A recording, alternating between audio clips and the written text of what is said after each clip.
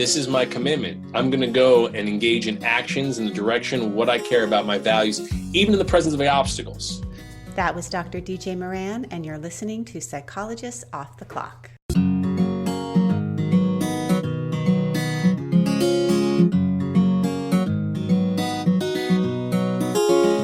Curious what psychologists chat about over coffee? We are three clinical psychologists who love to discuss the best ideas from psychology. I'm Dr. Diana Hill, practicing in Seaside, Santa Barbara, California. I'm Dr. Debbie Sorensen, practicing in Mile High, Denver, Colorado. And from coast to coast, I'm Dr. Yael Schoenbrunn, a Boston-based clinical psychologist and assistant professor at Brown University. In this podcast, we explore the psychological principles that we use in our clinical work. And we bring you ideas from psychology that can help you flourish in your work, parenting, relationships, and health. Thank you for listening to Psychologists Off the Clock.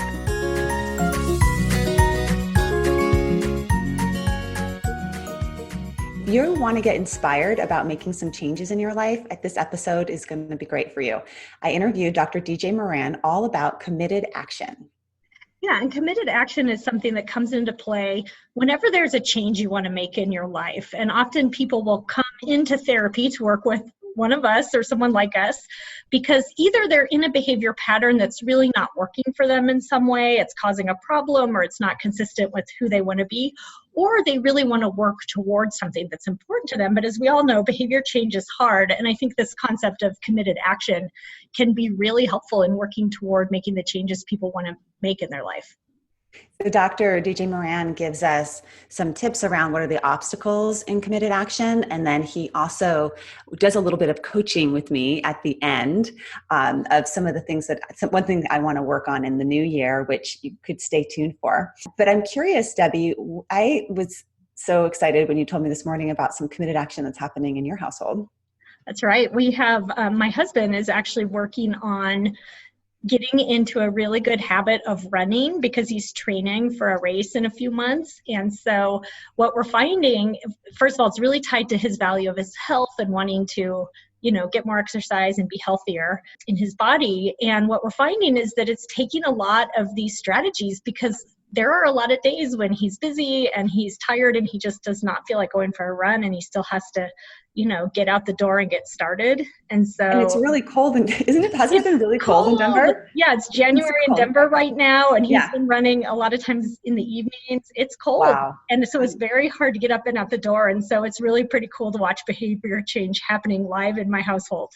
And do you notice a change in his mood and like how he feels about himself having started this? Definitely. More energy. Yeah. I'm noticing like just more motivation around other changes like eating habits and that kind of thing. It's pretty cool to see it happen. And it's hard. I give him kudos for what he's doing because it's not an easy thing to do. Well, we're all cheering him on. So running out there in the freezing cold in Denver is pretty inspiring. So that's wonderful. You, Diana, do you have some examples of committed action? Well, I was thinking about just, recently wanting to work on appreciating my partner more and actually verbally expressing that appreciation. We were sort of texting back and forth because he was helping us out with some technical difficulties, which I just want to give him some credit. He does a lot of the technical stuff behind the show and was working, on a holiday for our technical stuff. So one of my committed actions is just to verbally express thank yous and be really specific in my thank yous and do it more often. And I think that it's also, the act of texting you to tell you that I was going to do that motivated me to do it. So I really think that this episode will help us look at what are the barriers to taking committed action if you think about something you want to change in your own life, especially right now in the new year. And a reminder that if you want to launch yourself into some committed action in the new year, come to my workshop on psychological flexibility in Santa Barbara. It's coming up in February, the 17th, Sunday at Yoga Soup. Go to yogasoup.com to learn more about it and to register. I really hope to see some of you there. Yeah, so we hope you enjoy the episode and that whatever it is that you're working on, that you find some of these strategies helpful. Dr. DJ Moran is founder and executive director of the MidAmerican Psychological Institute and founder of Pickslyde Consulting. He co-authored Act in Practice and Committed Action in Practice, 2 books using acceptance and commitment therapy to help people reduce suffering and improve quality of living. Dr. DJ has appeared on the Learning Channel, Animal Planet, and the Oprah Winfrey Network discussing behavioral health concerns. He also received the Outstanding Mentor Award from the Association of Behavior Analysis International. Dr. DJ is a recognized ACTrainer, board certified behavior analyst, and the past president of the Association for Contextual Behavioral Science, the worldwide acceptance and commitment therapy organization. Welcome, Dr. DJ Moran. Thanks so much. It's an honor and a pleasure. Thanks so much, Diane. And yeah. You just call me DJ. That's fine. Great. Well, DJ, this is the time of year when many of us are working on making behavioral changes. So we thought the concept of committed action and your specialty in this area would be perfect for a discussion. And let's start with just talking about what is committed action and maybe what it is not. Right. Gotcha. So one of the things that some friends and I did in our book, Committed Action in Practice, is we defined what a commitment means. And a commitment is action aimed in the direction of what you care about, even in the presence of obstacles. So there's three components in there. The commitment is action. You can't just say you're committed to something. You have to do something about it to show that you're committed. You might have another definition of it, that's fine. But the way we're talking about it, how we define commitment is there needs to be action. And that action is in the direction of what you care about, your values, what's vital and meaningful to you in your life. That kind of stuff helps you stay motivated with your dedication to this action. And you do it even in the presence of obstacles. If you care about doing something and you're moving in that direction, but then all of a sudden, boom, there's some kind of problem. Emotions get lit up or distractions happen or some kind of, self-denigrating talk that shows up that impedes you from moving forward and you stop. That's where the commitment stops. We're saying that commitment happens even in the presence of obstacles. So what we try to do as applied behavioral scientists is help people deal with those obstacles. So I think commitment requires action and values and an ability to deal with your own obstacles. And why did you become interested in this topic? Like, why did you get together to write this book? The number one reason why I was interested in writing this is because I came into an area called acceptance and commitment therapy in 1994. So at this point, wow, that's over 2 decades ago. And acceptance and commitment therapy is all about building up psychological flexibility in people, helping them have a life well lived, follow through on the things that are important to them. And I discovered acceptance and commitment therapy at a conference that was all about behavior analysis. What behavior analysis teaches us is that behavior change is important. If you really want to have an effect on reducing suffering and improving quality of living for people, if you really want to have people live a full, abundant life, you need to see that their behavior changes in directions that are important to them.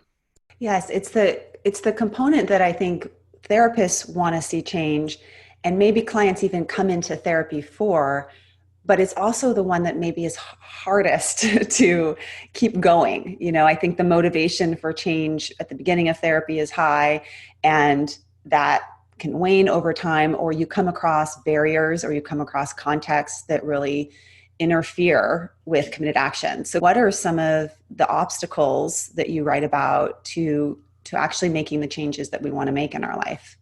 Yeah, so I think that there's 2 ways to look at obstacles to someone's behavioral change. They're either going to be external obstacles or internal obstacles. Sometimes you can't change your behavior because you don't have the money, or you're in a rotten relationship, or you've got kids who really need you to spend a lot of time with them because they're dealing with some kind of educational concerns, or you've got a job that you have to keep, but it's driving you nuts, but you really need the money and you don't have an education or an opportunity to go out and get anything else new.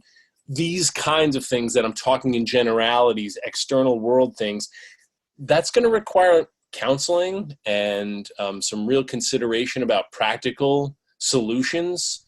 And I'm not going to spend too much time doing that. But I just want to say that, one of the obstacles to being able to engage in committed actions is the external stuff. The world is tough sometimes, and it's hard to change your behavior because there are external obstacles. But the internal obstacles that we want to talk about in a succinct manner is sometimes we aren't able to change our behaviors or our committed actions because of a lack of focus.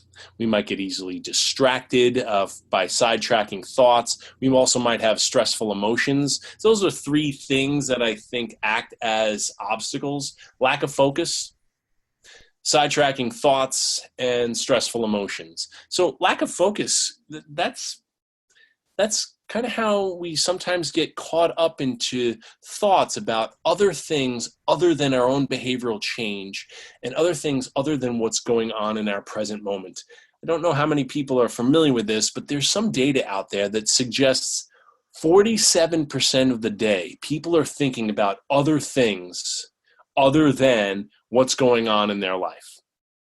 47% of the day, give me 3 points. That's almost half the day. Your thoughts are about things like there and then instead of here and now. Yeah. That can be an obstacle. If you really care about doing something, let's say you're one of these folks, and this is why you invited me onto the talk today, because it's the first week of January. We're talking about committed actions and maybe New Year's resolutions. People get distracted from their New Year's resolutions. They get to have a lack of focus. I do too. This is part of the human condition. I'm not trying to be critical. But we give up, on average, our New Year's resolution by January 12th on average, within the first 2 weeks. And it might be because we have a lack of focus. We don't really pay attention to what's going on right here and right now. We just find ourselves on autopilot. We do what we used to do. That's what was previously rewarding or reinforcing. Hey, this is a habit. It's worked for me in the past. This is how, what I do. And you don't focus on your present moment very often. This is why in acceptance commitment therapy, we often encourage people to take up a mindfulness practice. Mm-hmm. The other two things that I mentioned is sidetracking thoughts. Sometimes just the way the mind works, so to speak, is you just have a habit of thinking things a certain way. And when certain situations happen in your world, you just go back to the old reliable way of thinking about it. But in order to have behavioral change, maybe you can't let those old thoughts have that kind of significant impact on you. You can't help but some of the things that you think, but when you think them, it doesn't mean you have to give in to them. Like, I don't know, maybe someone's trying to give up smoking right now. And, they're getting a craving and they're saying to themselves, I would just feel better and I'm just going to take the break during my coffee break with my friends because I want to catch up on, what they did over their Christmas vacation or their holiday, break. And they have that thought to kind of justify breaking their New Year's resolution. The other thing that sometimes influences people are stressful emotions, just the emotion of anxiety or the internal feelings of stress when you're used to smoking. And then you don't want to deal with the withdrawals and you don't want to deal with grinding your teeth and the shaking and the, upset stomach that you might be having. And you just say, how I can deal with this stressful emotion that I'm feeling is I can just smoke again, but then I won't again tomorrow. I'm just going to chip today. I'm just going to cheat on my New Year's resolution today, but I'll give it up the day after that. And so those are three important things: lack of focus, sidetracking thoughts, and stressful emotions. Those sometimes have an influence on us breaking our commitments. So you mentioned that you use mindfulness to address our lack of focus, and Yuval Harari has talked about attention being our scarcest resource in the current modern day. Like that's the thing that's being pulled in so many different directions, especially with technology and just so much information coming at us that our ability to pay attention is decreased. And right. So mindfulness is retraining our brain to pay attention, and in a particular way, training our brain around committed action to pay attention to this moment in time, or maybe the value that you're wanting to pursue with your behavior change. And then you talk about the thoughts that get in the way. How do you address the other two components, thoughts and emotions, when you're working with committed action? Well, I do think that a mindful practice can help out with all three, right? Learning how to deal with sidetracking thoughts and stressful emotions. I think if one is diligent with their meditation or their mindful practice, that can help out all three of those obstacles. Giving someone a new relationship with their sidetracking thoughts just because you have the thought, oh, I'm just going to go out on my coffee break with my friends and catch up with them on what they did on their holiday vacation. Notice that as if it were a leaf on the stream. When you're sitting and you're doing a mindfulness exercise, sometimes we teach people, just notice your thoughts as if they were leaves on a stream floating on by. Don't necessarily get hooked by them. Don't necessarily get influenced by them. Just notice thoughts. They don't have to have an influence on you. And you practice that while you're sitting in your meditation exercise. But then what I'm always saying to my clients, and I do executive coaching and I work with people who deal with anxiety and depression, I say to them, don't just expect to do some meditation for 20 minutes in the morning and that's going to take care of you for the rest of the day. You need to apply what you're using during your mindfulness exercises throughout the day. If you have a sidetracking thought like, I'm just going to go outside and smoke with my friends because I want to find out what they did during their holiday vacation, notice that thought as if it were a leaf on the stream too, and bring yourself back to the here and now, which is the only place action happens. Bring yourself back to the here and now and follow through on whatever substitute behavior you were going to do to replace that smoking. It's great. Sometimes I'll work with like long distance runners or athletes. Oh, wow. And that kind of a skill is similar. It's like when you're doing your sport and you have that thought of, I need to stop now, or I need to take a break, that actually just bringing your attention back to the experience of your body in this moment can help you just continue on. And right. It's very similar when we're carrying out behavior change. But at the same time, one of the things I have a hardest time with is getting people to start a meditation practice. Yeah, right. I have people like for months coming in saying, oh, I know I need to do this. I really want to do this. I know it's good for me, but I can't. I've tried the, 3 minutes, if mindfulness is the thing that's going to help us with committed action, but then we have to create a committed action to do the mindfulness practice. How do you work with that? Yeah, it's interesting.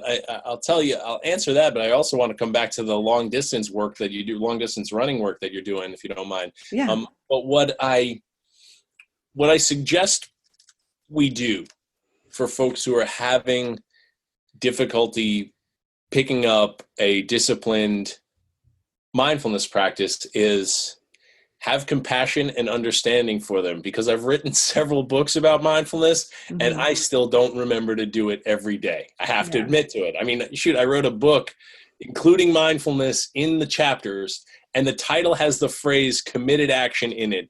And I still realize that this can be an obstacle.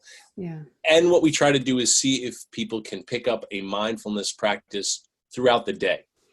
I'd like to say that I might not do the sitting in my, meditation room for 30 minutes every day, 365 days a year, but I will say that I probably do something mindfully every day, several times a day.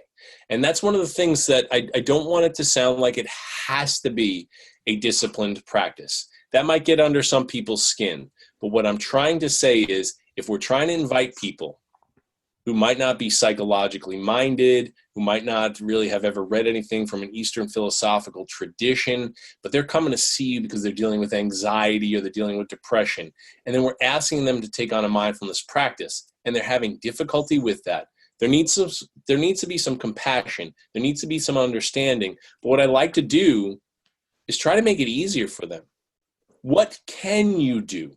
Instead of sitting on a meditation cushion, a fancy meditation cushion that you bought from Pier 1 Imports and sitting in your walk-in closet and listening to a fancy, soundscape, MP3 that's supposed to make you feel like you're on a beach. If you can't do that, because I don't really want you to do that in the first place, what can you do? What can you do mindfully every single day? And when I was doing executive coaching for one particular construction company's senior vice president, he was dealing with a lot of anger issues. he told me as soon as he met me after he read one of my books, he says, I'm not going to do any of this hippy dippy nonsense of meditation stuff. I said, okay, that's perfectly fine. Got to know him a little bit better. But I did ask him, what do you do every day? He says, after a couple of answers, he says, I drink coffee every day. I said, what I'm going to ask you to do is when you drink coffee every day, can you set your smartphone for a timer for 2 minutes and exclusively choose to drink that coffee? Just do that. What I want you to do is notice what it feels like when the coffee mug is in your hands, how the teacup handle is something that you can hold on to and it's not too hot, but underneath when the ceramic's pretty hot, notice the temperature differential there. Notice the aroma, notice the steam of the coffee, brushing up against your face. You might not have ever noticed that before, but can you just be present with the coffee and go ahead and drink that coffee and notice right here, right now, what it tastes like. Notice the flavor of it and how it feels on your tongue. And then notice if you have a thought like, oh my gosh, this coffee tastes like garbage. I'm going to fire my secretary. Remembering that this guy has anger management problems. That's why I'm there doing his executive coaching. Notice that you had that judgment. Notice that you had that proclivity towards aggression. And what I want you to do is just notice it. Notice it as if what you just said was background music from a radio you didn't care to put on and listen to. Just notice that it's there. Let it go. Bring yourself back to the right here, right now of drinking this coffee. Mm-hmm. Notice when you put it down on your desk that the blotter that you have on your desk gets a little bit of a coffee ring on it. Go ahead and drink it again. Notice the aroma, notice the taste, and then just take things that you do reliably and make it a mindfulness practice when you do it. And it actually was helpful to the guy. Mm-hmm. And actually is also related to the very original Eastern practices because they are that simple. If you have studied Thich Nhat Hanh, he talks about washing dishes in that way. Being able to just get back into the present moment as you're describing and notice our thoughts and then developing that skill set so then when you really need it, you're starting in a way that's approachable for folks. What we're trying to do is while he's drinking the coffee, he has an aggressive thought, he has a judgmental thought, and he practices in a safe, calm, circumscribed situation, noticing thoughts. Mm-hmm. But then we have to teach or coach him to say, can you apply what you're learning during this exercise to something more ecologically valid, something real? Like when you go out to a work site and somebody does something that irritates you there, can you also engage in that noticing your thoughts and your aggression and your judgments? Can you notice them too and still engage in the committed action of acting like a peaceable and values-based leader?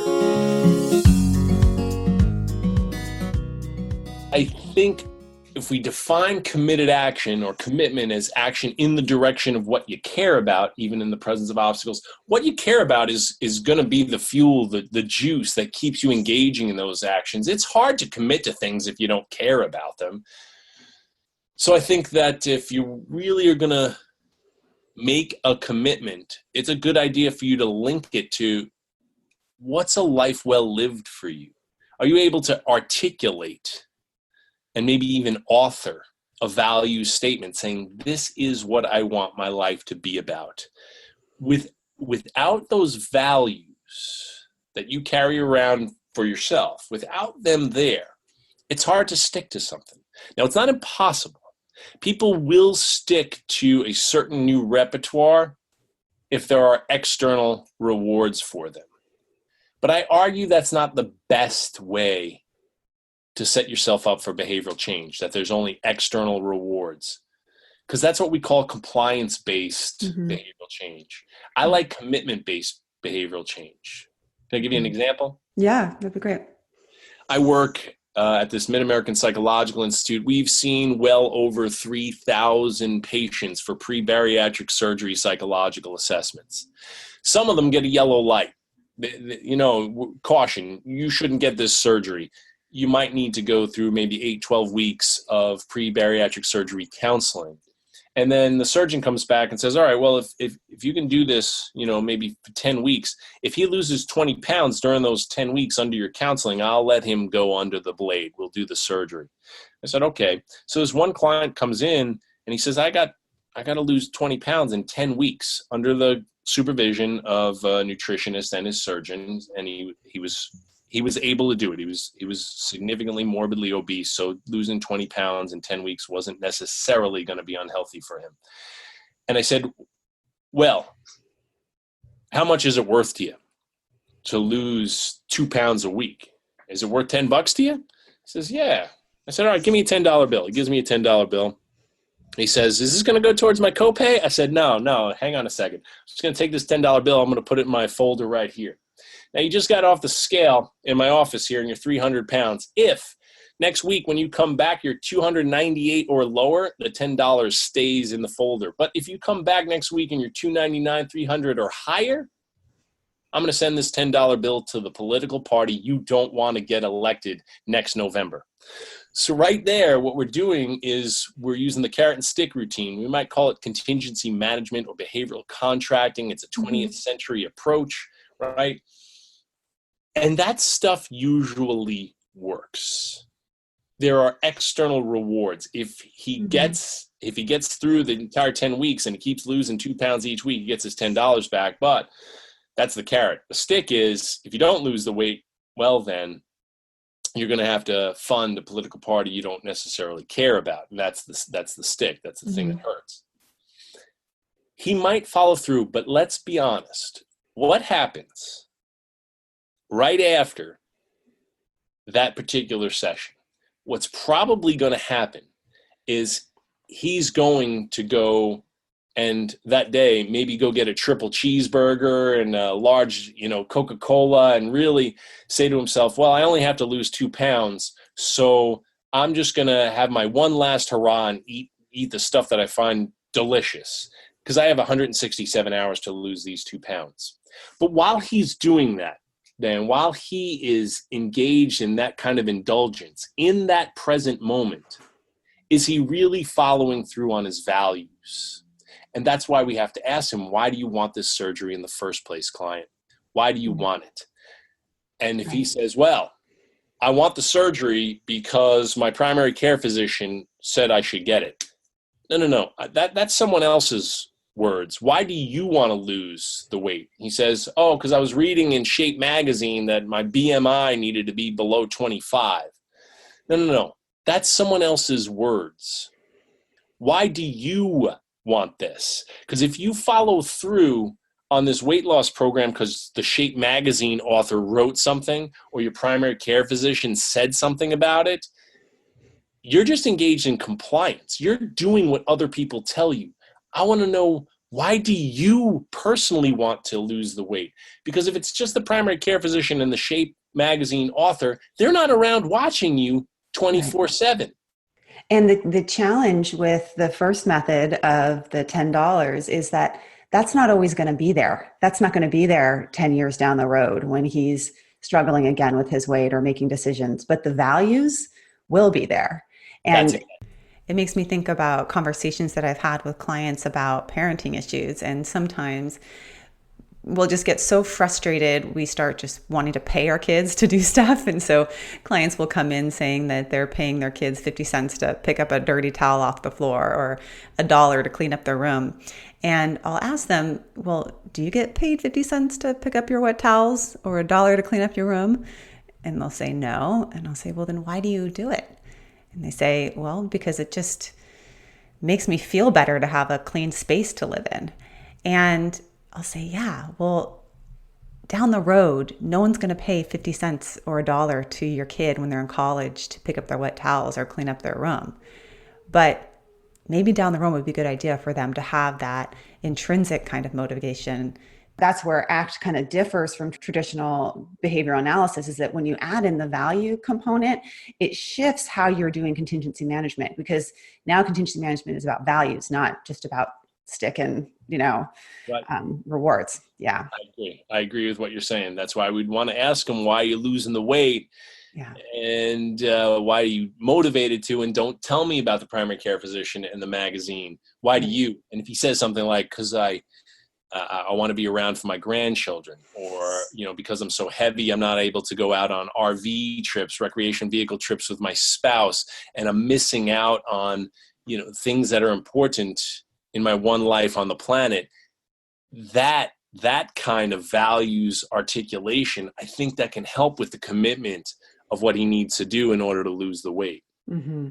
Absolutely. Yeah, because you can be around. You're around. You are your own contingency manager at that point. Exactly. You can say, I'm not following through on what I care about for my own health, my own recreation, my own family values. You're watching yourself. But this is why we, in addition, teach mindfulness, in addition to values. How about for you? Can you talk about for yourself maybe give some examples of how you've used some of these strategies to change a behavior either in yourself? For me, it kind of goes back to something that you brought up a little bit earlier, and I hate to be redundant and keep the weight as a topic of discussion, but that's pretty much a hot topic around New Year's resolution time. Yeah. 2017, I was probably the heaviest I've ever been, January 1st. And I have a history of running marathons. So I was a little bit disappointed in myself having gotten that far out of shape. And I said to myself, I'm going to make a New Year's resolution. But I made this important switch to the resolution. I didn't say I'm going to run a marathon this year. I said I'm going to train appropriately for a marathon. And I wrote out the training plan. I said, if I run a half marathon during the month of May 2018, then I'm going to sign up for a fall marathon. And I made a point to training for that half marathon as diligently as I could. And the thing that I think was helpful to me to train diligently for the half marathon in May 2018 is I really did a values authorship exercise. I said, why do I not want to be this heavy anymore?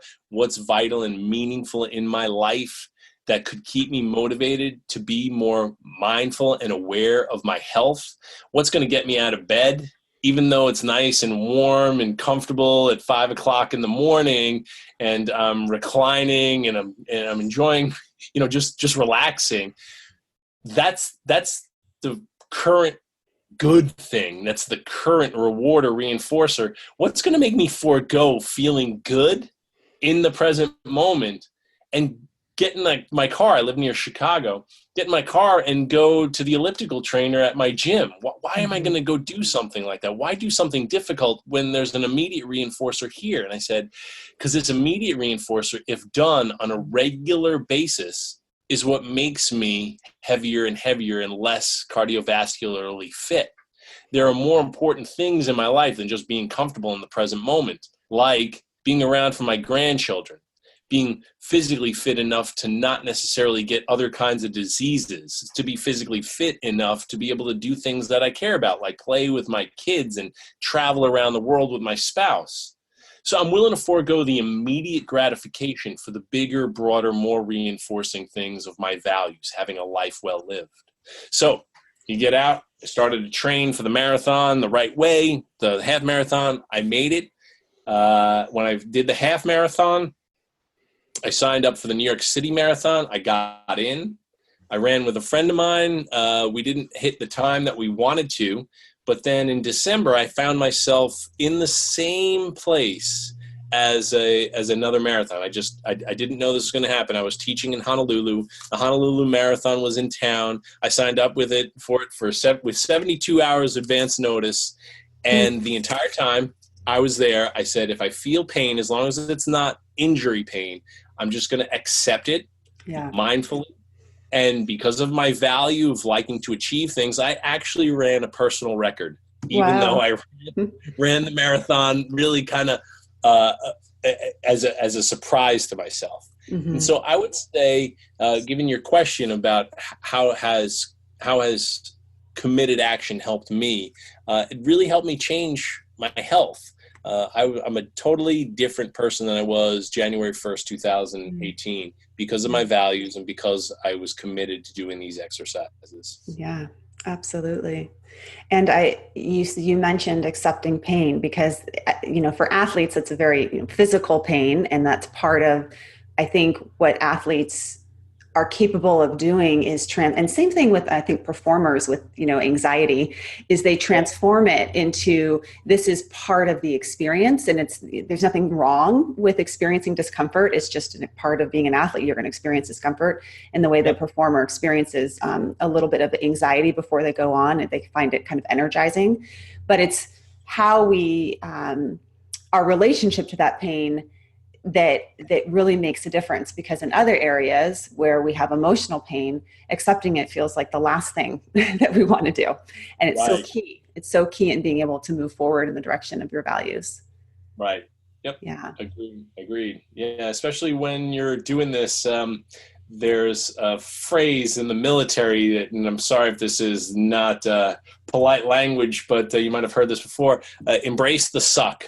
Like the Marines say that. So this is what it's going to take. It's not going to be comfortable. It might not be fun. Embrace the suck. It sucks, but this is what you care about in your life. See if you can make room for it. What about relapses and lapses? Because that seems like that's part of the process. How do you approach that?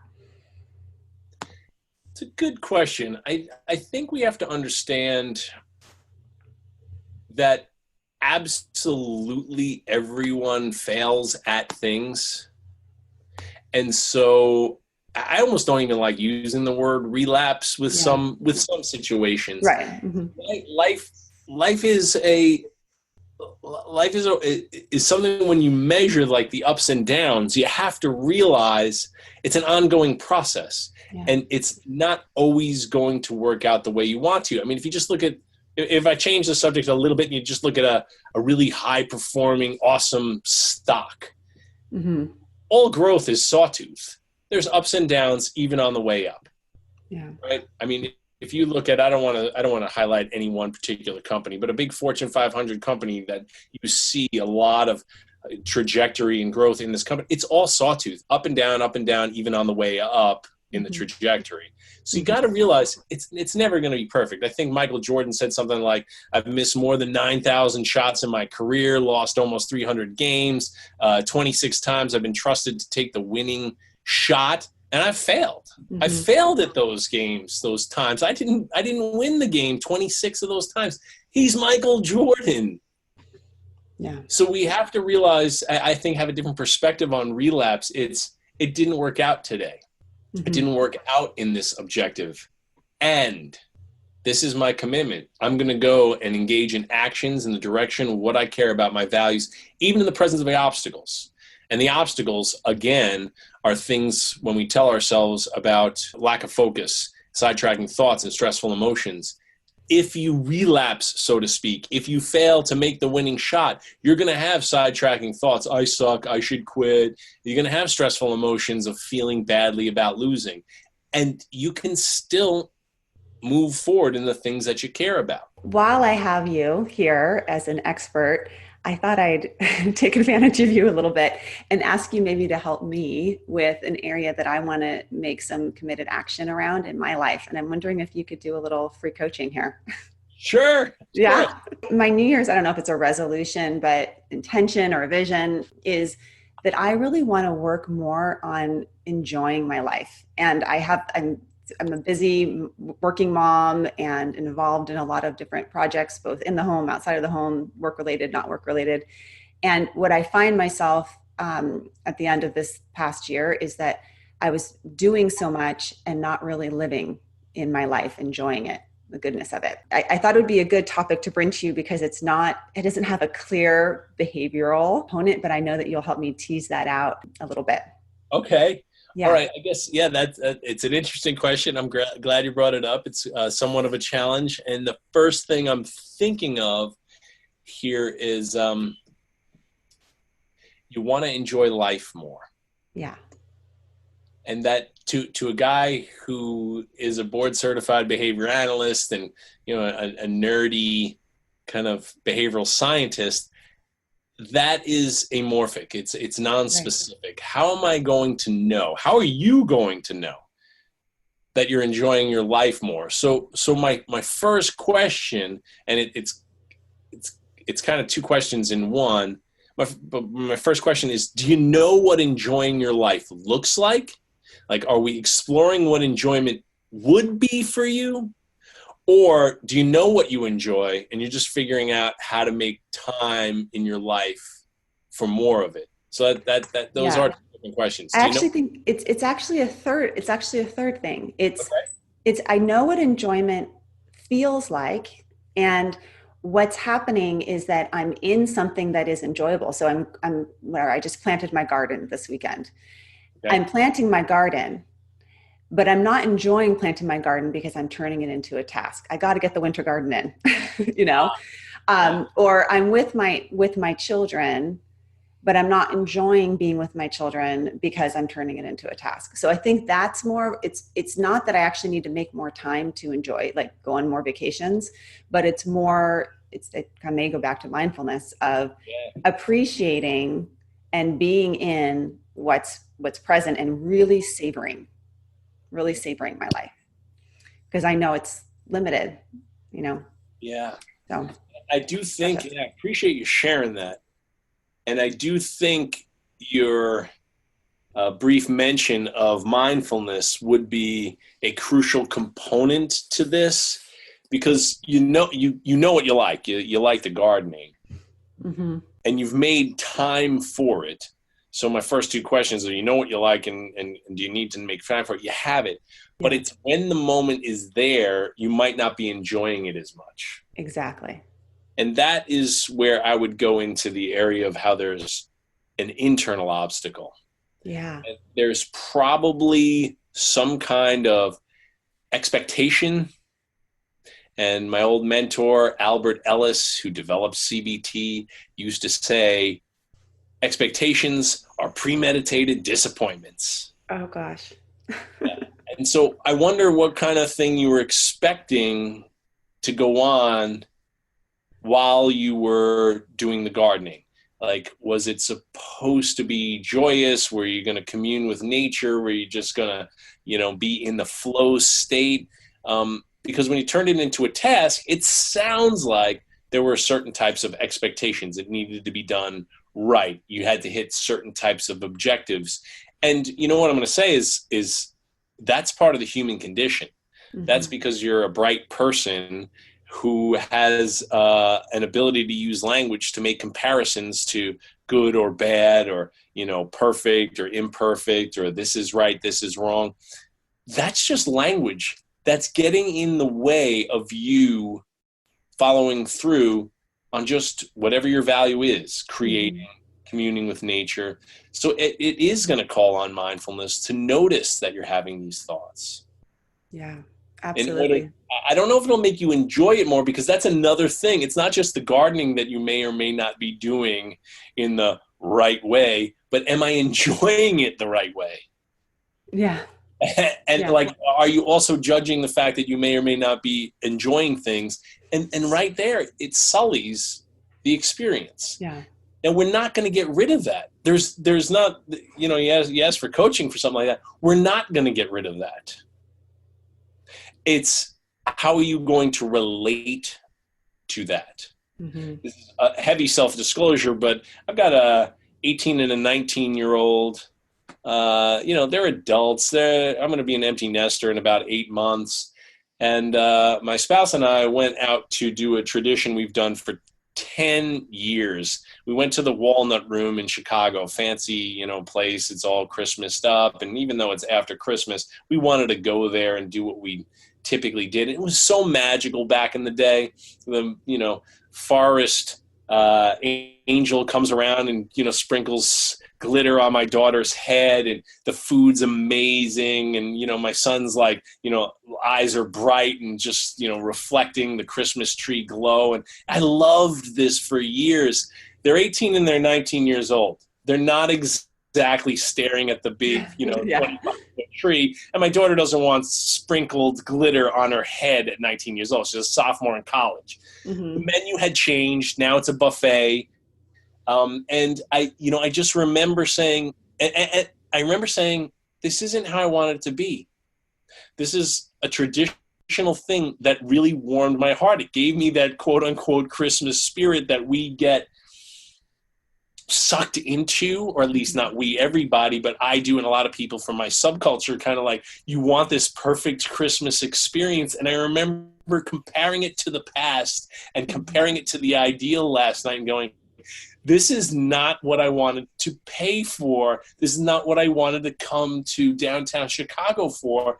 And luckily, and I'm not self-aggrandizing, I'm not patting myself on the back. Luckily, after 20 years of doing meditation and ACT, I said, and this is now. This is my life right now. And I can't compare it to the past. And I can engage in it. I don't know if that's enjoyment, but I engaged in it and said, this is my life now. Because I value my children, I value experiences, I'm just going to be present with the fact that this is different now. And I can say that we could argue that might be what enjoyment is. Yes. Well, for me, absolutely. Enjoyment is engaging, and I think in combination with gratitude for the present. Right. Just gratitude for having my hands in soil in December. Yeah. That's awesome.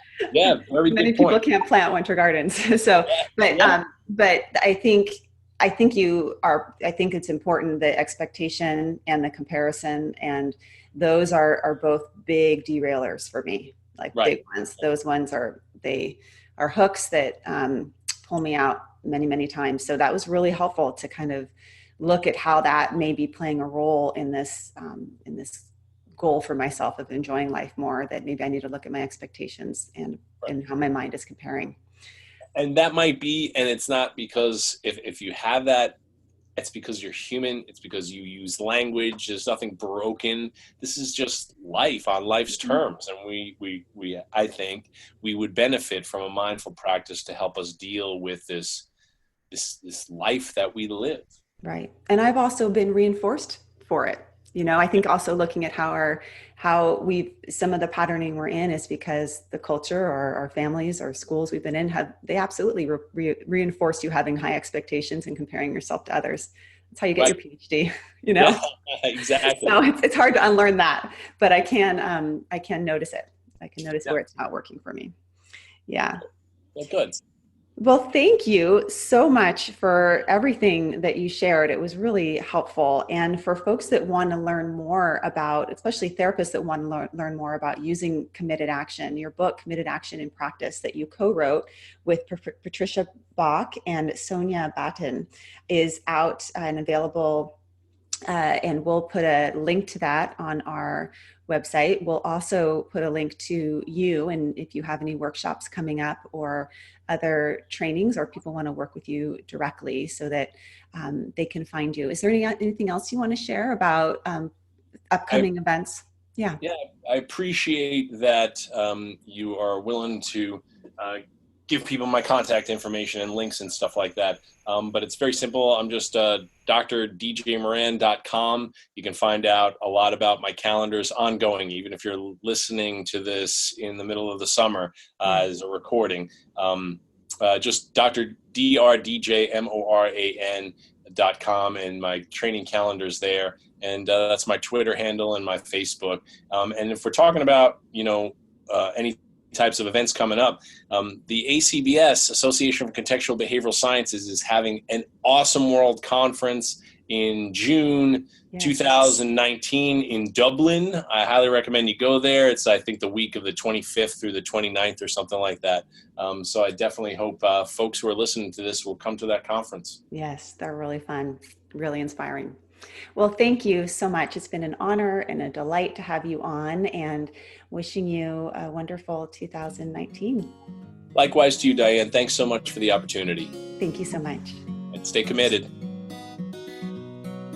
Thank you for listening to Psychologists Off the Clock. You can find us on iTunes, Facebook, and Twitter. This podcast is for informational and entertainment purposes only and is not meant to be a substitute for mental health treatment. If you are having a mental health emergency, please dial 911. If you're looking for mental health treatment, please visit the resources on our webpage. Our website is www.offtheclockpsych.com. That's www.offtheclockpsych.com.